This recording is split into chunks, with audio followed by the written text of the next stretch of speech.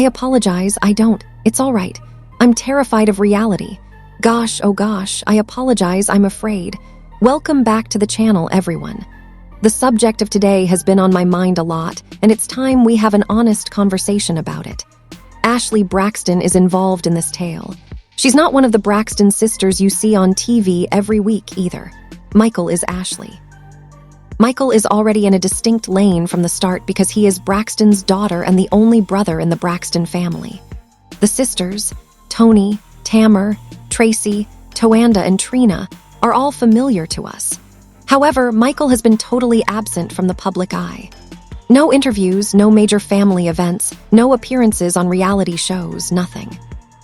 After her relationship with former manager Vincent Herbert broke, she tragically disclosed that she had been abused as a youngster by several family members.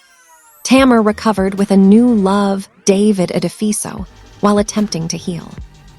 Tamar Braxton is another show, and whether or not anyone wanted to acknowledge it, that quiet has always felt loud. We're investigating why that absence might not be entirely coincidental today. The comments on my most recent video went insane. Many of you mentioned that Tamar had endured abuse. To be honest, it wasn't until I went back and watched previous interviews and clips that I saw how profound it was. When I did, everything began to make sense. Moments. Whatever had been before seemed perplexing suddenly made sense, and the connections were difficult to ignore. Ashley reappeared at that point. Okay, that's just her niece. Maybe they're close like that, I initially assumed. However, it goes further. Ashley and Tamar address a difficult, weighty topic that most families find difficult to discuss. Both of them experienced abuse. Additionally, when you begin to get why their link feels different, stronger, and more protective than the others when you sit with that reality. This is where things start to get really awkward, because you can't help but notice that the same shadow appears in both stories when they are so closely aligned. It is impossible to ignore that common thread. You can't unsee it after you've seen it. Let's now discuss Michael Braxton, and I have to be very clear right away. Here, I'm not directly accusing anyone. Forget about it. When patterns begin to emerge, it's important to follow the trail, align things, and ask insightful questions. When you pay close attention to what has been spoken in public, something begins to emerge that is difficult to ignore. Consider it this way. You wouldn't immediately accuse someone if there were two distinct fires in two different homes, and they just so happened to be there when they started. To be honest, though, you would undoubtedly want answers. You would want specifics. Context is what you would desire. That's precisely where we are at the moment. Let's take a closer look at Tamar's timeline. Tamar has acknowledged in public that she was abused between the ages of 6 and 16. That covers 10 years of her early years. Michael was older than her at the time, transitioning from adolescence to early adulthood. Tamar also revealed another piece of crucial information that is impossible to overlook. According to her, there were 2 offenders. That in and of itself begs the question of who lived there and had regular access at that time. This is where things start to get serious. We also know that Ashley, Michael's own daughter, has shared her story. Ashley has stated that her father harassed her and instructed her to keep silent about what happened in their house. It's not conjecture, they are her words. It's hard not to stop and pay attention when tales from 2 distinct generations begin to reflect comparable suffering. And that should cause everyone to pause and give it some serious thought. Why would someone advise a child not to discuss what occurs at home? What is being safeguarded? What is being buried? A major red flag is raised when a youngster is told to keep quiet or is made to feel as though their truth is hazardous. That isn't. Typical family matters. Control is that. Fear is that. That's making a child feel confined and ignored. When someone enforces silence, it usually indicates that they don't want to be questioned. And people ought to be uneasy just from that. Let's now discuss another issue that simply doesn't sit well. Why does Michael never appear on the show? Really, we are intimately familiar with the sisters. They are doing interviews, sharing their stories, and allowing cameras to follow them about on reality TV. However, Michael is essentially undetectable. Very little explanation, very little public presence, just gone. This is the section that intensifies the impact. Ashley, his own daughter, has publicly called his actions abusive. Neither gossip blogs nor outsiders made those assertions. They originated directly from his child. Thus, when you stack that, In addition to his absence, something begins to feel really strange. Every time I see Tamar's interviews again, the empathy grows stronger. You begin to see the unresolved issues, the emotional gaps, and the dysfunctional habits. You can't help but notice how Ashley's narrative is similar to Tamar's once you comprehend her suffering. Ashley has talked about experiencing emotional mistreatment, manipulation, and abandonment. And when those stories align, you have a lot more questions then. Responses. It's difficult to ignore the parallels between Ashley's and Tamar's experiences, and that's when things truly start to diverge. Because context is important in this situation, I'll cite a few public interviews so you can contrast Tamar's statements with her family's reactions. Tamar's interview with Tamron Hall was intense from beginning to end, so let's dissect it. Was discovered unconscious following an attempt at suicide. How did you feel about that particular moment? Why are you all so close, and you? Know how to live your life in such a prominent manner. How did your family feel about that particular moment? Well, go ahead, Trarina. First of all, since our family is closer than that, I was really sad to learn about it through social media and to have someone else repeat the narrative to us. I can only speak for myself, though.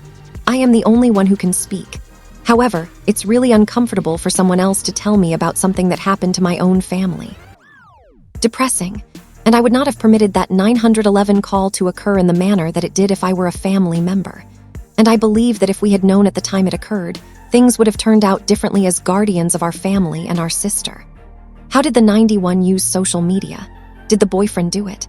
I apologize. How did the tape come out? Did the boyfriend put it out? We don't know how it turned out. We simply know that we are as knowledgeable as you are. Understand that I must be truthful. The specifics of what happened prior to then are unknown to us. What transpired during the paramedics' presence is unknown to us. We don't know. All we know is what you people know. We are aware of what we heard during the 911 call.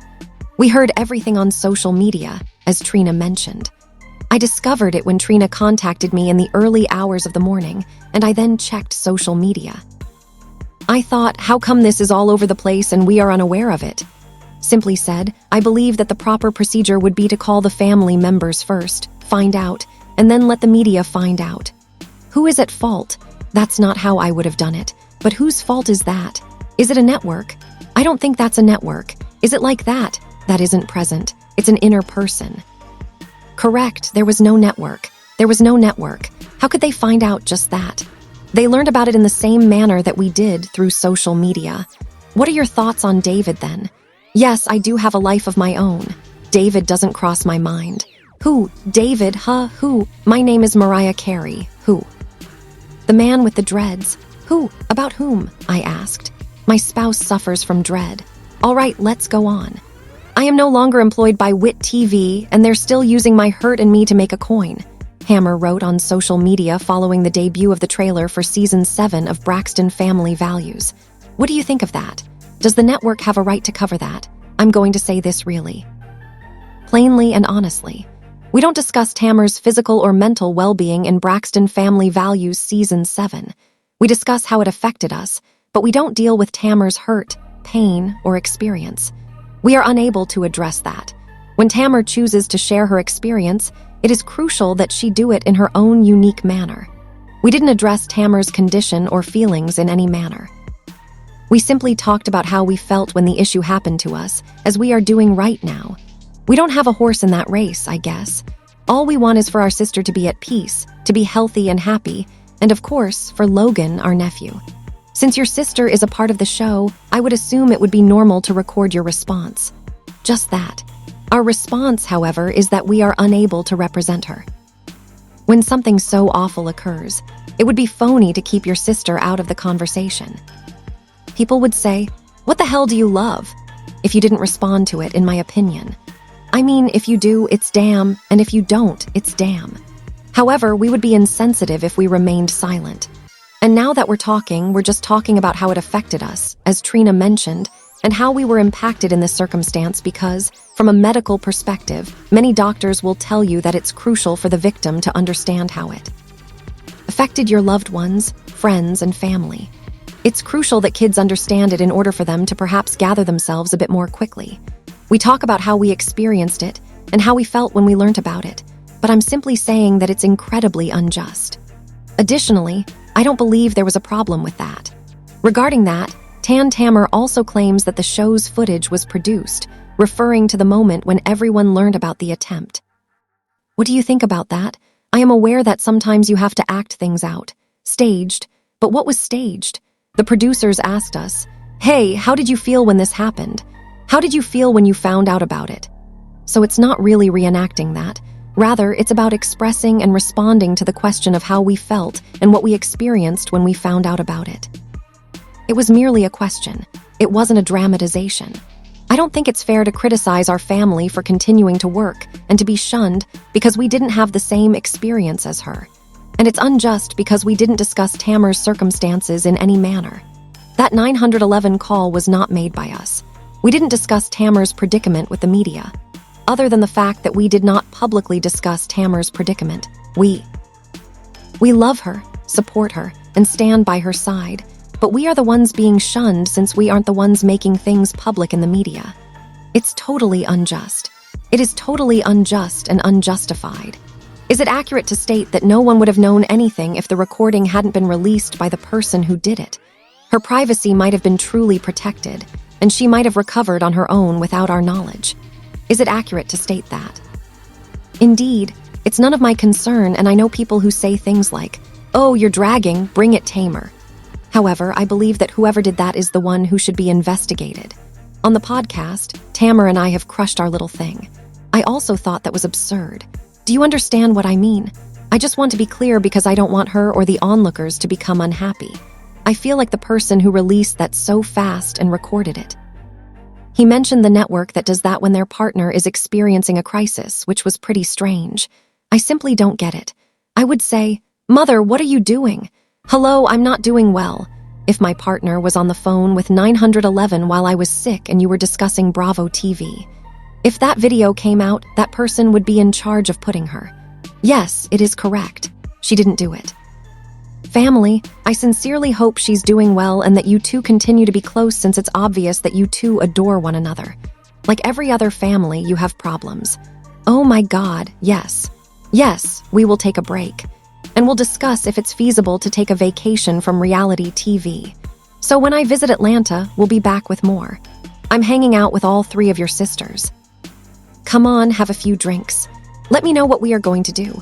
Please enter the room. Come on in. Some iced teas from Long Island. All of that will be mine. All right, well, Claudia, you are aware of how we behave when we hang around. You've visited my Atlanta home. We enjoyed ourselves. You're having fun. You're having fun. You guys are awesome. I like all of you. You guys are having a great time. I had a great time with you all. Claudia, of course. All right, so take a look at everything that has transpired, including the craziness, highs, and lows. Have any of you ever considered, look, we need to take a break from reality TV and just kind of like, focus on strengthening the family and all that kind of stuff? Or is it like, no, I'm cool? Did it ever come to the point where you wanted to take a timeout or a break from it? It reached that stage, but I claim to have. To get away from my sisters. I had to take a vacation from my sisters during that time. I adore them. I adore them so much. However, I am no longer a little child at the age of 20. I'm thinking, you know what? With them, I was able to take a break. She has previously unfollowed us, and we simply don't measure our family and our relationship with social media. Can I play a practical joke on you guys and claim that she now follows me? Can I follow you guys? That's a lot of shade, Claudia, because, let's face it, you and Tamo also went through some minor issues, and then you two got back together. God knows how long that will last, though. The truth is that even though she unfollowed us on social media, it doesn't mean that she doesn't communicate with us in real life. As a result, people are free to form any opinion they choose. For example, you and Tamar may communicate behind the scenes, and people may assume that you're still going through difficult times, but you're fine. Do you get what I mean? Social media is merely a platform for people to express themselves. It has nothing to do with real life or real family, but to be fair, sometimes you do need a break. As Tracy mentioned, perhaps you don't want to see people up and down your timeline when you're in a strange place. Is that fair to say? Like, look, I need a break. I want to see, yeah. I mean, even McDonald's says, you deserve a break today. Did you see her interview with Tamron Hall? Did you see your sister's interview with Tamron Hall? Yes. What do you think of it? Was it good? How was it for you? Was it on point? How did you feel about it? What do you mean by on point? Did you take any issue with it? Was there anything that bothered you, or was it like, okay, that's just normal? Tamar had to speak her truth, and her truth is her truth. It doesn't necessarily mean that it is the truth, but it is the truth according to her, and she has to live with her truth and what it looks like in her life. She deserves to have a platform to tell her story the way she wants to tell it, and we have to respect that. Where she is emotionally and mentally. That's great. I apologize for asking so many questions, but you are all such a well-known unit as a group.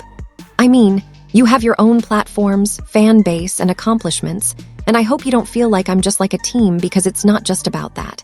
It's a new story that the fans want to know about, right? And it's part of, having your life out there when you have a problem, sister. Kind of part of it, so I'd like to thank you for being so kind as to respond to all of these questions. Tamar, if you're watching, I hope you don't take this as being negative or shady, because it's not. I'd much rather have the story and narrative released by sisters who genuinely care about you than bloggers, boyfriends with ulterior motives, and side people who are just outsiders looking in because we don't really know. You all know. I'll let you know and I'll get back to you. Oh, you know what? Shade, Claudia, what do you want me to ask Tam? I'ma find it. Well, let me call her real quick. We're cool right now with all this shade you. We're hurling at me. I'm under the tree. I've been a shady little thing this week, I must say. Tamar revealed a lot more than most people anticipated, and you could feel how emotional it was. She talked candidly about long-term childhood harm that occurred between the ages of 6 and 16, and that timeline keeps coming up for a reason. She also talked about feeling deeply betrayed by people she trusted most, particularly when it came to how her personal pain was handled behind the scenes. Tamar talked about her experience on Yanla, Fix My Life, and described how she felt exposed and used for television rather than protected. She claimed that a family member had shared her personal trauma with producers without her permission, which is not only hurtful, but also a serious breach of trust. Having your most vulnerable moments turned into content can reopen wounds that have never fully healed. One particularly noteworthy aspect of that interview was when Tamar used the term domestically abused to describe what she went through, and that wording matters. Generally speaking, that type of language refers to control, coercion, and harmful behavior within a household, frequently involving people who are supposed to provide safety. It's not about sensationalism. Rather, it's about comprehending the environment she claims to have survived. If you listen closely, her story isn't just emotional.